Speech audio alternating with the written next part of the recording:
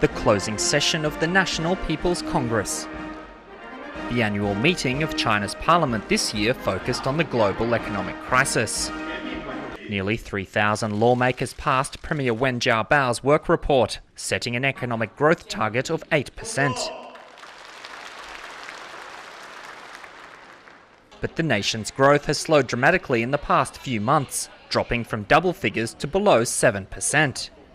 That's well below the 8% the government says it needs to keep unemployment at a manageable level.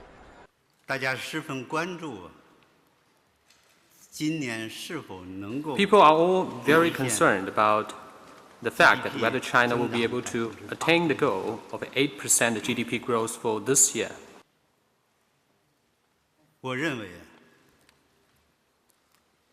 And I would admit that it will be a difficult job.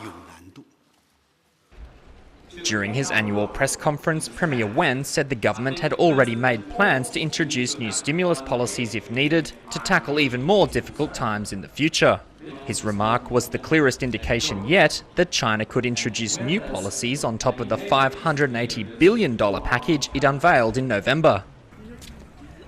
China will have more than 6 million graduate students entering the workforce this year, facing dim prospects for jobs.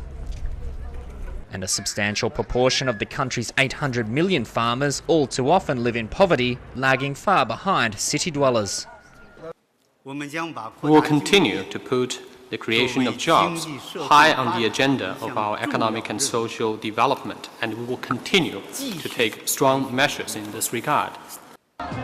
China's communist leadership has staked much of its legitimacy on generating wealth and jobs for the nation's 1.3 billion people. But with its economy showing no signs of rebounding quickly, its leaders are becoming increasingly concerned about the future.